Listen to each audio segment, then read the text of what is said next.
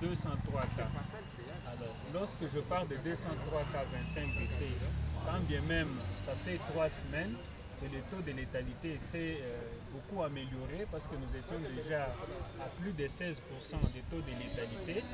Aujourd'hui, je suis à 10%. Je remercie mon équipe et tout le monde qui travaille au comité de riposte. Mais cela ne peut pas faire que je puisse rester à mon bureau. Nous avons changé fusil d'épaule, nous avons changé de stratégie de sensibilisation. J'ai jugé utile d'impliquer toutes les couches de la population, voulais-je dire, pour sensibiliser, pour que tout le monde puisse respecter les mesures barrières. Voilà. Beaucoup de questions ont été posées, notamment en rapport avec la gestion de cette pandémie. Est-ce que vous avez des intrants? Est-ce que vous avez des respirateurs? Parce que c'est parmi des questions qui ont été posées. Quelles sont les dispositions prises par votre ministère? Bonne question, monsieur le journaliste.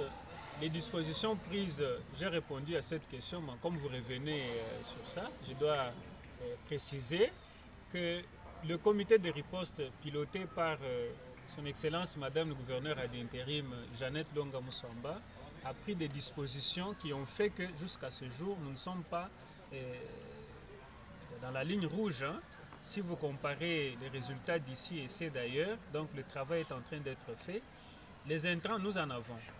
Nous avons des médicaments qui sont gardés, qui sont distribués au niveau de toutes les zones de santé.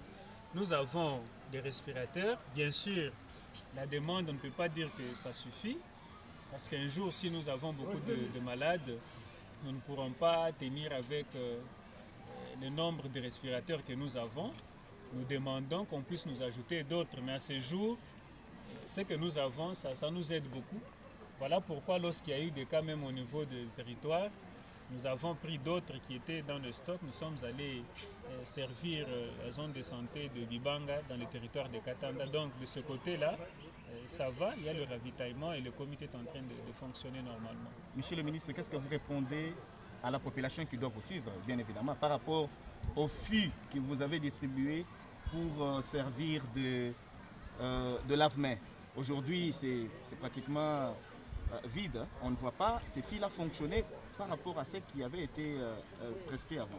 Bon, vous parlez de lave-mains, de grands lave-mains qui ont été déployés, mais moi je vous renvoie au respect des mesures barrières d'une façon générale. Il n'y a pas que des fûts, il y a le port de masques. Comme vous me demandez de m'adresser à cette population, que la population respecte le port correct de masques, qu'ils ne puissent pas se serrer les mains, qu'ils se lavent régulièrement les mains, qu'ils puissent éviter, n'est-ce pas, de faire des agglomérations, comme on le constate là-bas, se transporter sur des motos à 4, à 5, etc.